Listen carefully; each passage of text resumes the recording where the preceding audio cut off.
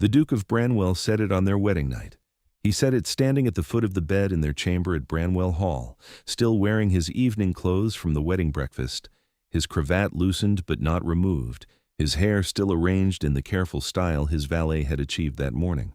He said it without preamble and without apology, in the tone of a man who had decided in advance that this conversation was best handled with surgical precision rather than with any softening of the truth.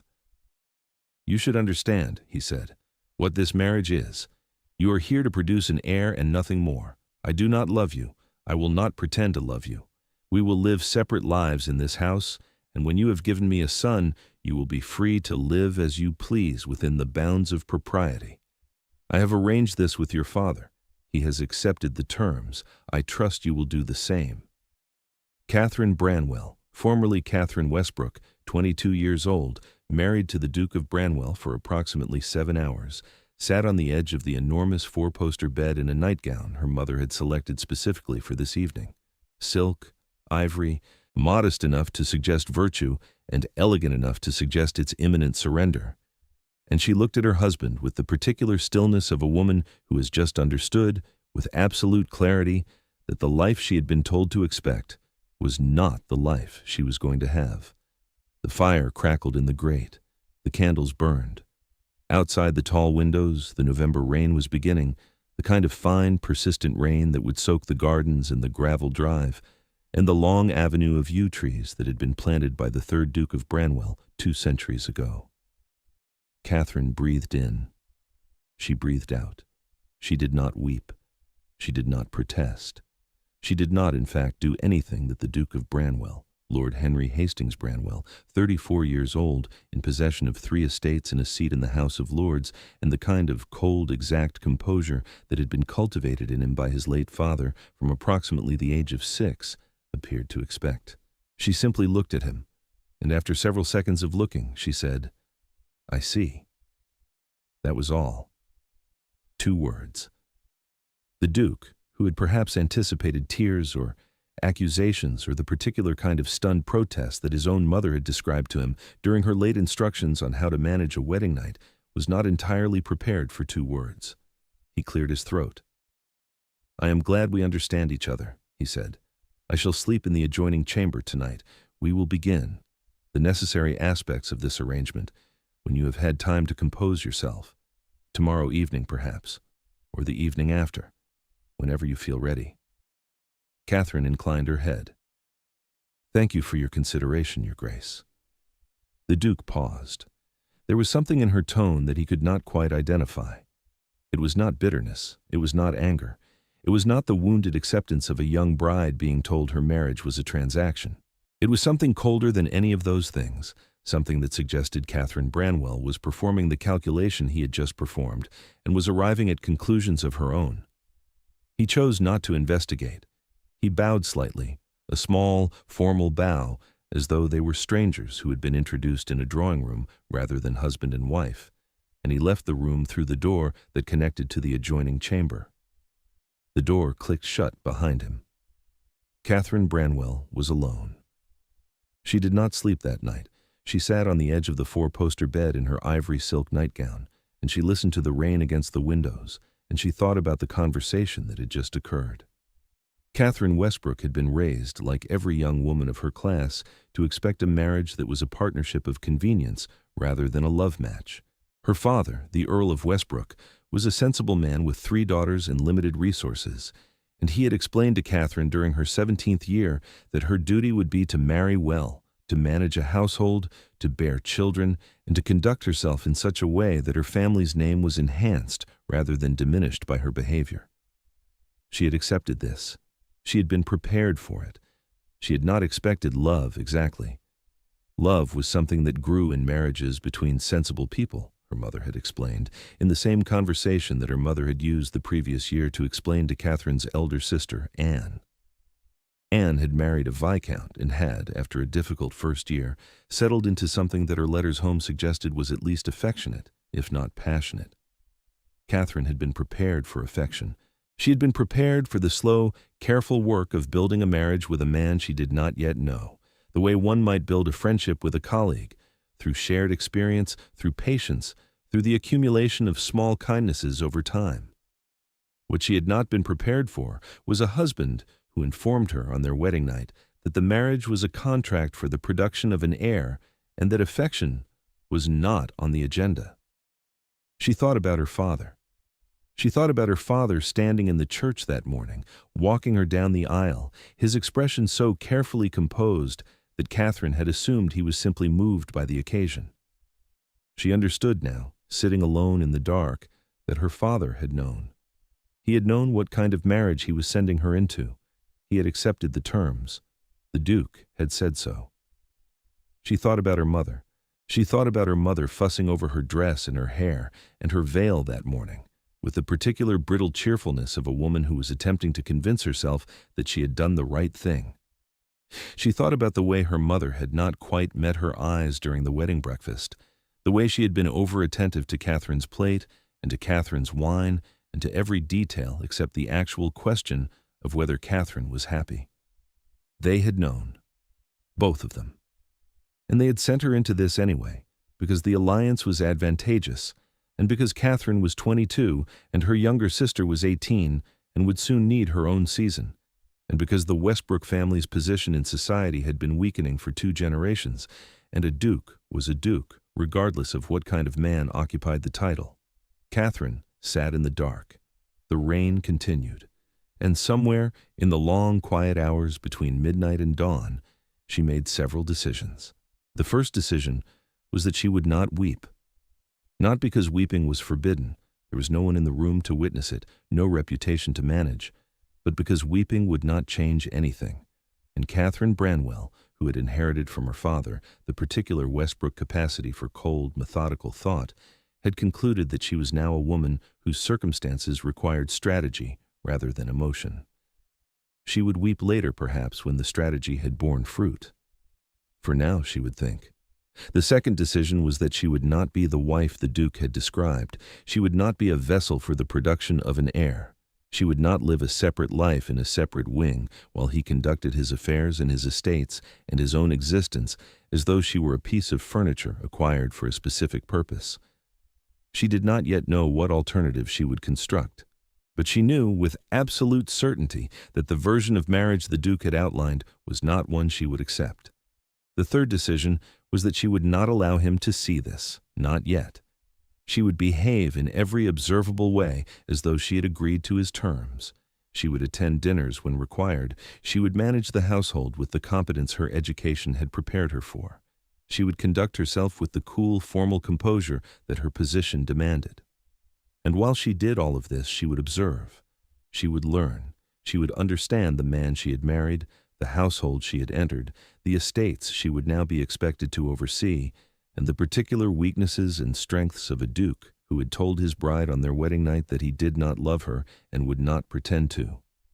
She would understand him, and then she would decide what to do about him.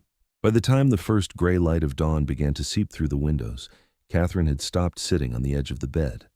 She had moved to the writing desk by the window. She had lit a fresh candle, and she was making a list, in the careful, precise hand that her governess had taught her, of every fact she knew about the Duke of Branwell.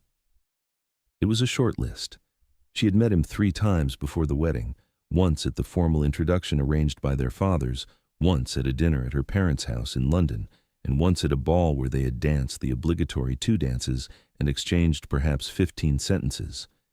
She knew his age, his estates, his title, and his late father's reputation as a man of cold, exacting standards. She knew that his mother had died when he was 12. She knew that he had no siblings. She knew that he had been educated at Eton and Oxford and had served briefly in the diplomatic corps before his father's death had required him to assume his ducal responsibilities. She did not know what books he read. She did not know what subjects interested him. She did not know whether he had ever loved anyone, whether he was capable of loving anyone, whether the cold pronouncement on their wedding night represented the totality of his nature, or whether it was a defense erected against something he had decided long ago not to feel. The list was incomplete. It would need to be expanded. Catherine blew out the candle as the dawn brightened. She returned to the bed. She slept for 2 hours, and when the maid came in at 8 to draw the curtains and lay out her clothes for the day, Catherine was already awake, sitting up against the pillows with the expression of a woman who had not been crying and had not been brooding, but had been simply thinking. The first 3 months of the marriage proceeded according to the Duke's specifications. They dined together when his presence in the house required it, which was perhaps 3 evenings out of 7, and they conducted themselves in front of the staff with the polite formality that had been agreed upon. The staff, for their part, conducted themselves with the careful neutrality of servants who had observed many marriages, and who understood that the new Duchess was being installed into a particular kind of arrangement, and who knew, with the discretion of long practice, not to comment on it. The housekeeper, Mrs. Whitcomb, who had served the Branwell family for 31 years and had observed the late Duke's marriage to the late Duchess in considerable unflattering detail, treated Catherine with the formal respect due to her position and the quiet, observant kindness that suggested she had drawn her own conclusions about the situation. She did not pry, she did not offer sympathy, but she made certain in the small ways that a housekeeper can make certain of things, that Catherine's chambers were always warm, that her tea was always the variety she preferred, that the books in the small drawing-room were periodically refreshed from the library to ensure she had something new to read. Catherine noticed all of this. She noticed Mrs. Whitcomb. She noticed the elderly footman, Hawkins, who had been at Branwell Hall for 40 years, and who had developed a slight tremor in his left hand that he was attempting to conceal. She noticed the under-housemaid, Sarah, who could not have been more than 15, and who looked perpetually hungry. She did not, in those first months, do anything about any of these observations. She was not yet in a position to do anything. But she filed them away, in the same careful mental ledger where she was filing away her observations of her husband, because she had concluded that knowledge of the household was knowledge that would be useful to her, eventually, when the moment came. He did not visit her chamber for nearly a month after the wedding, which Catherine understood was either an act of consideration on his part, or a reflection of the fact that he found the obligation as distasteful as she did. When he finally did visit, the encounter was conducted with the brisk efficiency of 2 people performing a task that neither of them wished to acknowledge they were performing. He did not speak. She did not speak. He left immediately afterward, returning to his own chamber. She lay awake for 2 hours, staring at the canopy above the bed, and she thought about her sister Anne, who had described her own wedding night in a letter as awkward but not unpleasant, and considerably improved by the morning when my husband brought me tea and asked whether I had slept well. Catherine had received no tea. The Duke had not asked whether she had slept well. He had not, in fact, addressed her directly the following morning at breakfast, except to remark that the post had brought a letter from his solicitor that would require his attention and that he would not be home for dinner. This was, Catherine understood, the marriage. This was what she had been sold into. And in the long, quiet hours of those first months, she observed the Duke of Branwell with the patient attention of a woman who had decided that the only path forward was through understanding. She observed that he rose early before the staff was fully up, and that he took his coffee in the small library on the east side of the house rather than in the breakfast room. She observed that he read 3 newspapers a day, and that he made small, precise notations in the margins with a pencil he kept in his coat pocket. She observed that he was unfailingly courteous to the staff, but that he did not know any of their names except for his valet and his secretary. She observed that he received a great deal of correspondence, and that some of it appeared to trouble him in ways that he managed with careful blankness, but that Catherine, watching him from the other end of the dinner table on the evenings he was present, could now read with increasing accuracy. Something was wrong at one of his estates, something to do with the steward. The Duke was concerned about it, but had not yet decided how to address it. Catherine waited. She waited because she understood that she was a stranger in this house, that her opinions had not been solicited and would not be welcomed, and that the only way to gain ground in a situation where one had been given none was to wait until ground was offered. The opportunity came in February. The Duke had been gone for 3 days, attending to matters at his estate in Yorkshire. He returned on a Thursday evening, exhausted and visibly displeased, and he went directly to his study without speaking to Catherine or the staff. He did not appear at dinner. Catherine ate alone in the dining room, as she had done many times before, and she sent a tray of cold beef and bread to the Duke's study with a note in her own hand that read simply, "Your Grace, should you find yourself in need of refreshment, this is at your disposal. You need not respond. C." It was the first communication of any substance she had sent him. She did not expect a response. She expected him to ignore it, to send the tray back untouched, to perhaps register the gesture as the kind of small managerial efficiency he had married her to provide. He did not ignore it. He came to find her, an hour later, in the small drawing room where she had been reading.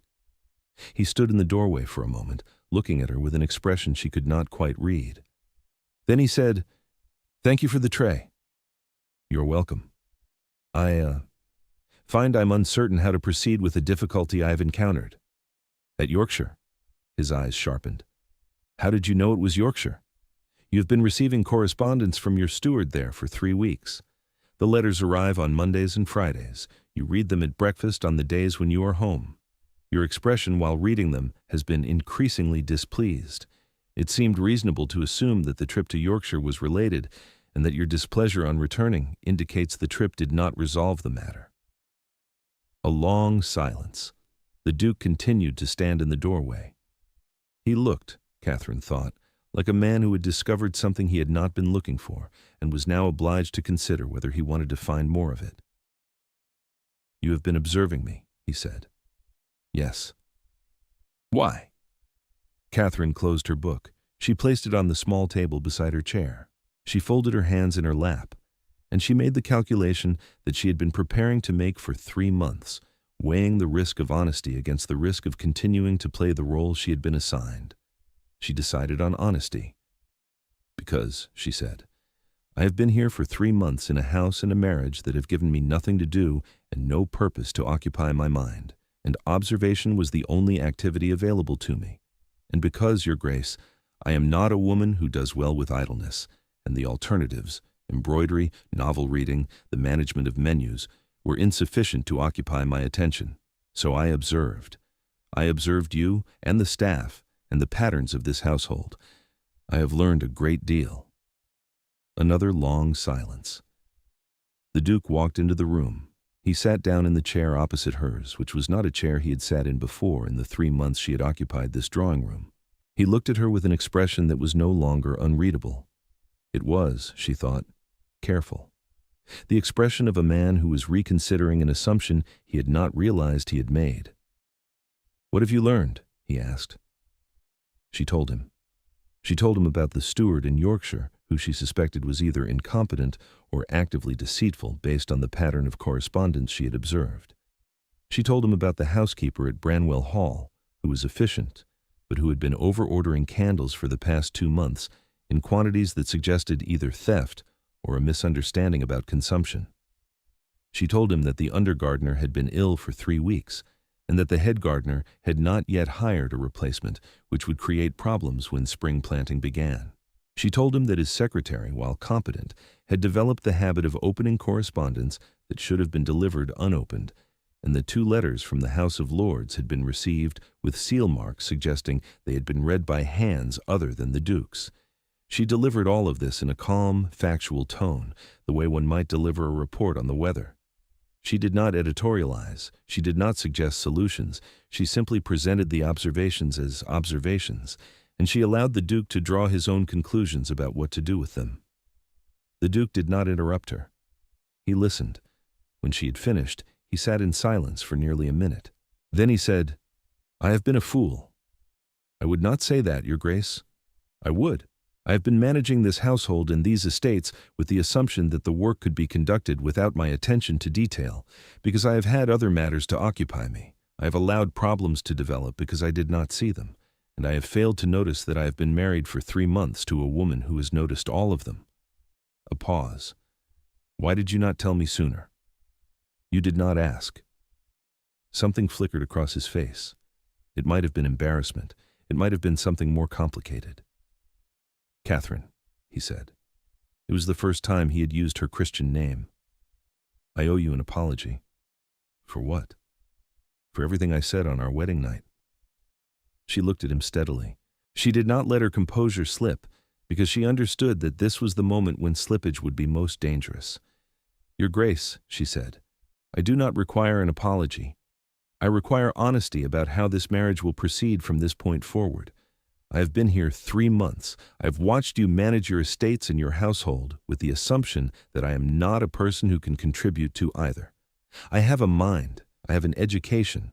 I have, as you have just observed, a capacity for attention that you appear to lack. If you wish me to be a producer of heirs and nothing more, I will continue to perform that role with the precision you have requested.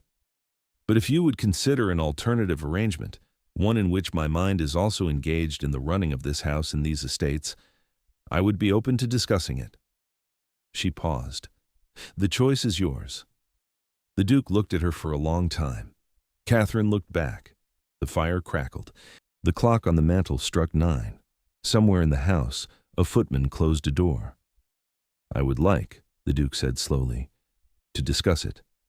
Catherine inclined her head. Then we shall discuss it. Tomorrow morning, perhaps, after breakfast.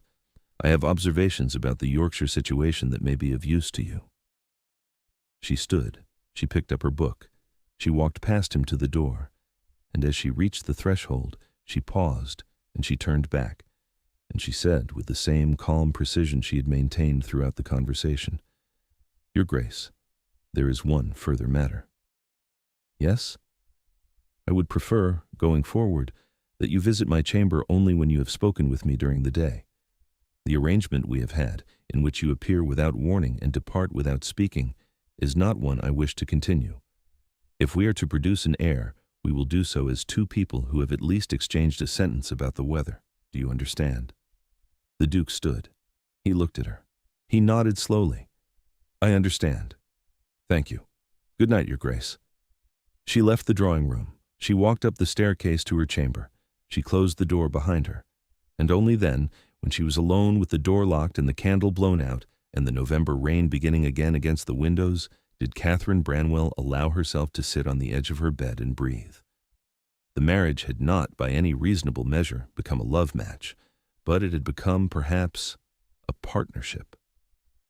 And that, she thought as she pulled the covers up over her, was considerably more than she had expected at dawn that morning, when she had been a woman with no agency at all in a house that did not know her name. The transformation of the marriage of the Duke and Duchess of Branwell did not happen quickly.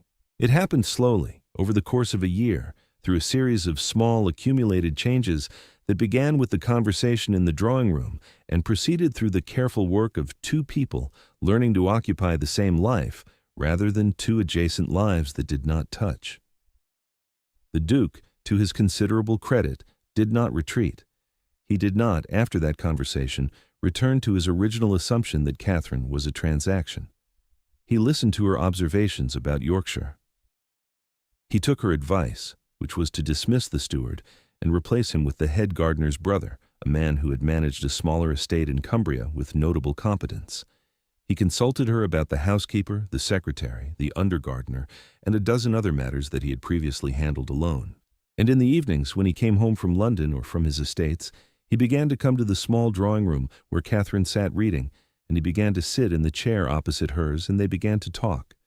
They talked about estate management. They talked about politics. They talked, eventually, about books. He preferred history. She preferred poetry. But they discovered an unexpected common ground in philosophy, particularly the work of David Hume. They argued. They disagreed. They learned to argue and disagree without it becoming personal, which was, the Duke remarked one evening, a skill he had not previously possessed and had not realized he was missing. The Duke's nighttime visits to her chamber, as Catherine had requested, were now preceded by conversation. The conversation was sometimes brief, a comment about the day's events, a question about her health, and sometimes longer, but it was always present, and over the months it became something neither of them had anticipated. It became affection, not passion exactly, not yet, but the kind of affection that grows in marriages between 2 people who have learned, slowly and with effort, to see each other. The Duke wept on the night she told him she was with child. They had been married for nearly a year. Catherine had suspected for several weeks. She had wanted to be certain before she told him, because she understood with the same calm, strategic intelligence she had brought to every aspect of this marriage, that the announcement would change things. It would shift the balance of the household. It would activate every assumption about her primary purpose that the Duke had articulated on their wedding night. She wanted to choose the moment. She chose a Thursday evening in late October. They had finished dinner. They had retired to the small drawing room. The fire was lit. The Duke was reading a report from his solicitor. Catherine was working on a piece of correspondence to her sister Anne. She set down her pen. She said, "Henry, there's something I would like to tell you." It was the first time she had used his Christian name. He looked up from his report. He registered immediately that something significant was about to be said. "I'm with child," Catherine said. The Duke set down the report. He set it down very carefully, as though it had become extremely fragile. He stood. He crossed the room. He knelt beside her chair, which was not something he had ever done before, and he took her hands in his, and Catherine watched the composure that had been the defining feature of his face for 34 years simply dissolve. He wept. Not the quiet, contained weeping of a man embarrassed to be moved. The full, unguarded weeping of a man who had discovered, in the space of a single sentence, that the life he had been living had been entirely insufficient and that something larger and more important had just opened in front of him. Catherine held his hands. She did not weep. She had decided 11 months ago that she would weep later. This was not yet later, though she could feel later approaching. "Henry," she said. "Catherine," he said. "I'm sorry." "For what?" "For everything. For the wedding night. For 3 months of treating you as though you were a function rather than a person. For believing, for 34 years, that affection was a weakness I could not afford. For being too late to be the husband you deserved at the beginning, and too fortunate to deserve being the husband you have made me into now." Catherine looked at him. She looked at the man she had married, the cold, exact composure dissolving in the firelight, the Duke of Branwell weeping on his knees in front of her chair. And she felt, for the first time since she had woken on her wedding morning 11 months ago, the loosening of something in her chest that she had not realized she'd been holding. "Henry," she said, "stand up, sit beside me. Tell me what kind of father you would like to be." He stood. He sat beside her. He took her hand. And he began to talk, hesitantly at first and then with increasing certainty about the kind of father he wanted to be, present, attentive, the opposite of his own father in nearly every respect. Catherine listened. She made suggestions. She corrected him gently when his ideas about fatherhood revealed gaps in his understanding of children, which were considerable. They talked until the fire had burned down to embers and the candles were guttering. And when they finally rose to go upstairs, the Duke kissed her forehead in the doorway of the drawing room, and it was the first time he had kissed her with anything resembling tenderness. And Catherine, who had been waiting 11 months for this moment without knowing she was waiting, allowed it and even perhaps returned it slightly, which was as close as she could come to weeping while still maintaining her composure. The Duke and Duchess of Branwell had 3 children over the course of the following 6 years, 2 sons and a daughter. The first son, who would inherit the dukedom, was named Edward after Catherine's father, a small but deliberate choice on the Duke's part, who had understood by then that Catherine's father, whatever his sins in arranging the marriage, was a man who had raised a daughter capable of constructing a life out of impossible circumstances, and that the name Edward in his son would be a small acknowledgment of that achievement. The second son was named Thomas, after no one in particular, because by the time he was born, the Duke and Duchess had relaxed sufficiently into their partnership to choose names based on their actual preferences rather than on family obligation, and they had both agreed that Thomas was a good, sturdy name that would serve a boy well throughout his life. The daughter, born last, was named Margaret, after the Duke's mother, who had been dead for 27 years when her granddaughter was born, and who, the Duke believed, would have approved of the choice. The Duke had spoken of his mother only twice in the course of the marriage, both times late at night and both times after considerable conversation about other things. Catherine had listened to both accounts without comment. She had understood from those 2 careful, bounded confessions that the cold, exact composure that had defined the Duke's manner before their marriage had been a defense erected at 12 years old against the loss of the only person who had ever shown him affection, and that the man who had told her on their wedding night that he could not afford love had been, in some essential sense, a frightened boy who had spent 22 years convincing himself that the absence of love was a strength. The marriage that had begun on a wedding night with a transactional declaration had become, by the time the children were born, the kind of marriage that the Duke's friends in the House of Lords commented on with a mixture of admiration and quiet envy. The Duke and Duchess were rarely apart. They oversaw the estates together, with Catherine taking responsibility for the management of household affairs and the tenant relations, while the Duke handled the financial and political matters. They corresponded daily when his duties required him to be in London, and she remained at Branwell Hall with the children. The letters they wrote to each other during those separations would, 2 centuries later, be discovered by a great-great-great-grandson clearing out a trunk in the attic, and would be published as a slim volume that critics would describe as the most unexpectedly tender correspondence in the historical record of an arranged marriage. The Duke never spoke, after that night in October when Catherine told him she was with child, of his original declaration on their wedding night. Catherine never reminded him of it. They did not need to discuss it, because they had both, by that point, become people who were no longer recognizable as the 2 strangers who had stood at the foot of a 4-poster bed 11 months earlier.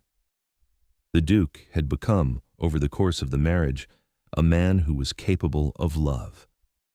Catherine had become a woman who had constructed, out of nothing more than careful observation and patient strategy, and the absolute refusal to accept the role she had been assigned, a marriage and a life that were entirely her own. Years later, when their eldest son was 12 and beginning to ask questions about how his parents had come to marry, Catherine told him only that his father and she had been introduced by their families and had grown to love each other through long acquaintance. It was not a lie. It was simply not the whole truth. The whole truth. The wedding night declaration, the 3 months of cold formality, the conversation in the drawing room, the slow and difficult work of building affection from terms that had explicitly excluded it, was a story Catherine had decided long ago to keep for herself. It was, she thought, hers. And in the careful keeping of it, in the choice not to weaponize it against the man who had become her partner, she had achieved the final and most important thing she had set out to achieve on the night of her wedding. She had become a woman whose life was determined by her own decisions rather than by the declarations of any man, however powerful. And the Duke of Branwell, who had told his bride on their wedding night that she was here to produce an heir and nothing more, lived the rest of his life as a man whose every important decision was made in consultation with his wife, and who understood, with quiet daily gratitude, that the most fortunate thing that had ever happened to him was the moment a young woman named Catherine Westbrook had looked at him across a 4-poster bed and decided not to weep.